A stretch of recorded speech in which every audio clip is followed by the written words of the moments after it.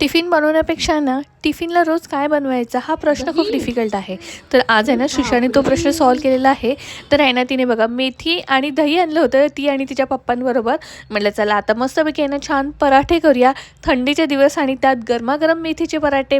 आणि स्वरूपचे तर फेवरेट आहेत. तर मी पटकन आहे ना गव्हाचं पीठ, बेसन पीठ, थोडंसं आहे ना हे बघा इथे तीळ, ओवा, तिखट टाकलेलं आहे, मिरची पावडर, धनेपूड, मीठ आणि आहे ना पराठे असे छान होण्यासाठी आहे ना मी त्याच्यात दही टाकणार आहे. आता मेथी आणलेली मी स्वच्छ धुवून घेतली, निवडून घेतली, बारीक कट केली आणि आता मम्मा करते म्हणून मम्माची गडबड चालली आहे म्हणून हे बघा श्रीषा मला मदत करते आणि त्याच्यामध्ये 2 चमचे दही टाकलं.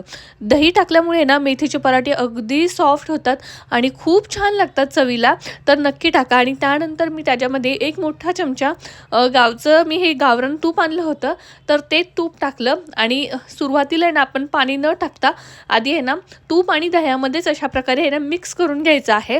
आणि नंतर थोडंसं पाणी ॲड करून आहे ना चपातीला जसं कणिक मळतो ना त्यापेक्षा थोडं अधिक म्हणजे घट्ट करायचं आहे. त्याने पराठे अगदी छान होतात. तर इथे बघा पीठ असं मळून रेडी झालेलं आहे आणि लगेचच इथे मी पराठे करायला घेतले होते, कारण का स्वरूपचे फेवरेट आहे. त्याला आहे ना पराठे वडे हे का आवडतं माहिती आहे, कारण का पराठे बरोबर आहे ना दही देते मी त्याला. पण आज आहे ना थंडी थोडी जास्त आहे आणि त्याला सतत आहे ना खोकला येतो, त्यामुळे मी दही स्किप करणार आहे. तर इथे बघा तर मस्तपैकी पराठे रेडी झाले आहेत. आणि तूप लावताना इथे मी अजिबात कंजूसी केलेली नाही आहे, कारण का त्या निमित्त आहे ना पराठे वगैरे ह्याच्यामधून आहे ना भरपूर असं तूप खाल्लं जातं, कारण का तूप मुलांना खूप चांगलं आहे.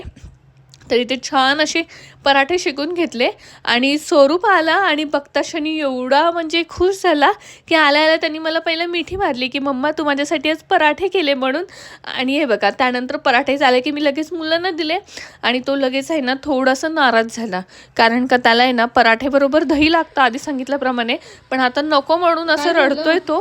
तर मी त्याला म्हटलं मी आतमध्ये दही टाकलं आहे, तो तेच म्हणतोय मला दाखव. तर त्याने ना लगेच पराठा खाल्ला नाही आहे आणि शिशा आमची गुन्ही वेळासारखी पराठा खायला घेतला आहे. पण दादा बघा किती त्रास देतोय तिला, सारखं रडवतोय. तिला खाऊन दे. स्वरूपला ना पराठा थोडासा नादी लावून चारला आणि त्याला स्कूलला पाठवलं. इथे शिशाला थोडंसं आहे ना जेवण दिलं आणि आहोने आणि मी मस्तपैकी छान